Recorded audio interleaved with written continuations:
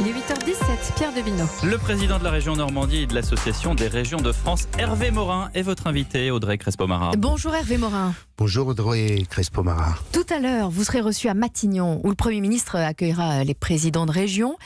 Qu'est-ce qu'Édouard Philippe doit vous dire, vous promettre pour dissiper votre pessimisme sur le débat ?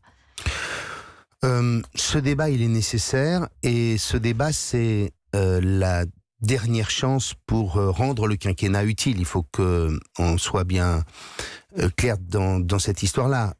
Soit le président de la République arrive à combler le fossé qui existe avec les Français, soit au bout de ce débat, il y a une immense déception et il ne restera plus qu'une seule solution qui sera le retour aux urnes, une dissolution et les Français qui reprennent leur destin en main. Une dissolution, pour vous, c'est un vœu ou c'est un pronostic ?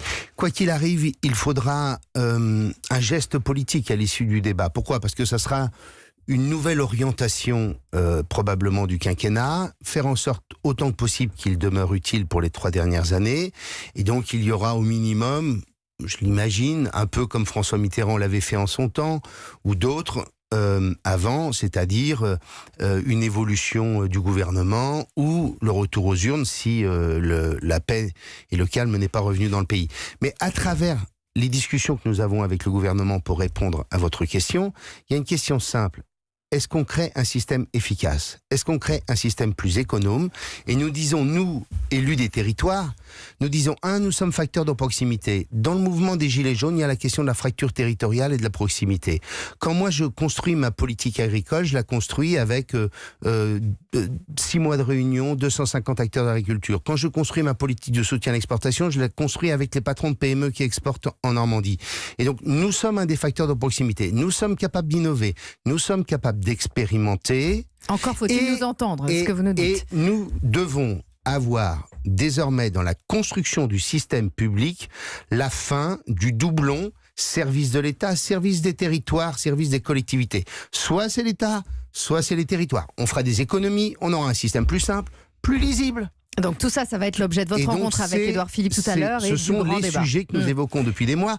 Et pardon de le dire, on a eu un exécutif pendant 15 mois qui ne nous a pas calculé. Et moi, je suis heureux de voir que le président jupitérien, le président maître du temps et maître des horloges, ait retrouvé la modestie de s'asseoir au milieu des maires et prendre des notes et répondre à leurs questions. Alors c'était chez vous, Hervé Morin, modeste, président de la Normandie. Vous avez accueilli cette semaine le président pour le premier débat à Bourtroude.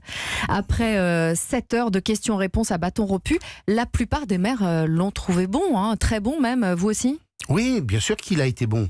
Vous savez, tout le monde connaît les qualité de débatteur, de séducteur du chef de l'État. J'ai jamais entendu autant de haine à l'égard du président de la République. J'ai été pourtant dans un gouvernement où parfois Nicolas Sarkozy n'était pas, était assez éreinté. Mais là, on a une fracture qui est gigantesque. Et donc il y a un exercice obligatoire qui est celui de revenir au contact des Français. Et les maires, notamment les maires ruraux, les maires des petites communes, ce sont en quelque sorte des médiateurs pour le gouvernement dans le cadre de ce mouvement. Vous nous dites Emmanuel Macron est un séducteur et je n'ai jamais vu autant de détestation. Pour vous, c'est l'attitude, la personnalité d'Emmanuel Macron qui pose problème. Vous en êtes persuadé. Est-ce que ce débat, s'il est réussi, peut changer la donne ? Est-ce que cette prestation, par exemple, à Bourtroude, vous a rassuré ? On a 3 fractures. On a une fracture territoriale, celle qui a été évoquée par les maires pour l'essentiel en Normandie mardi. Il y a la fracture sociale. Sur celle-là, il y a encore beaucoup de travail à effectuer. Et puis enfin, il y a une fracture démocratique. Nos compatriotes demandent de la proximité, ils demandent à ce qu'on cesse de faire des structures de plus en plus XXL. On a des communes qui sont devenues XXL, on a des intercommunalités qui sont devenues XXL. Et donc nos compatriotes nous disent, mais est-ce que vous allez enfin nous laisser un minimum de relations avec le pouvoir, l'administration ? Et le maire était ce dernier acteur de la proximité entre une administration et le citoyen. Bien. Et donc, aux autres éléments, aux autres facteurs de la crise, la fracture sociale et la fracture démocratique, il y a beaucoup de réponses à apporter, et celles-là, elles ne sont pas forcément très évidentes.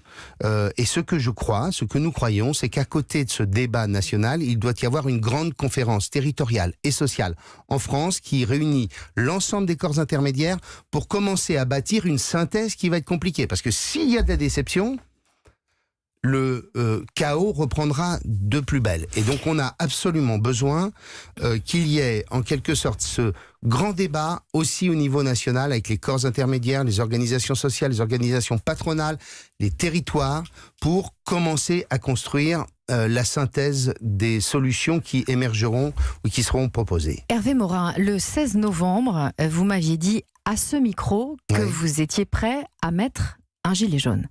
Je mettrai mon gilet jaune, je ferai œuvre ou geste de solidarité à l'égard d'un mouvement que je comprends parce qu'il concerne beaucoup de mes compatriotes en Normandie. Vous ne l'avez finalement pas mis ?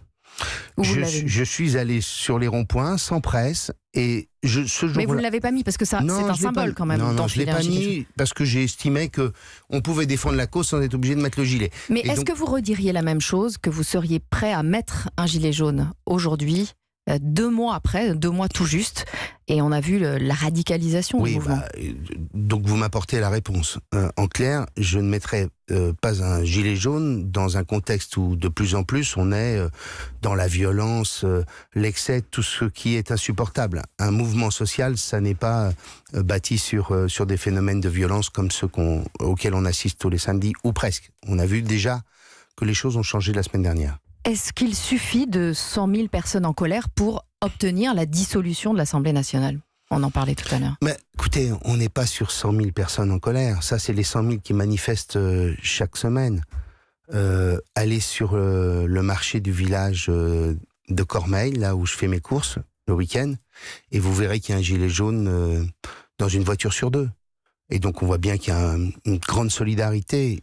Quand les sondages indiquent qu'il y a encore 60% des Français qui soutiennent le mouvement ou qui le trouvent sympathique, c'est pas par hasard.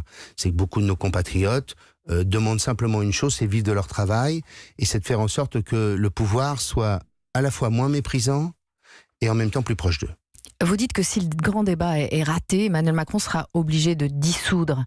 Mais sur quels critères jugerez-vous la réussite de ce débat ? Vous l'aurez par, en quelque sorte, le retour au calme, des hommes et des femmes qui se diront on a été entendus, et en clair, désormais, on peut retrouver le chemin de la construction d'un pays qui cherche d'abord et avant tout à s'écrire un nouveau destin où on concilie la nécessaire réussite avec une prise en compte de la dimension sociale. En clair, les Français ont une passion d'égalité considérable et le président de la République l'a oublié durant les 18 premiers mois.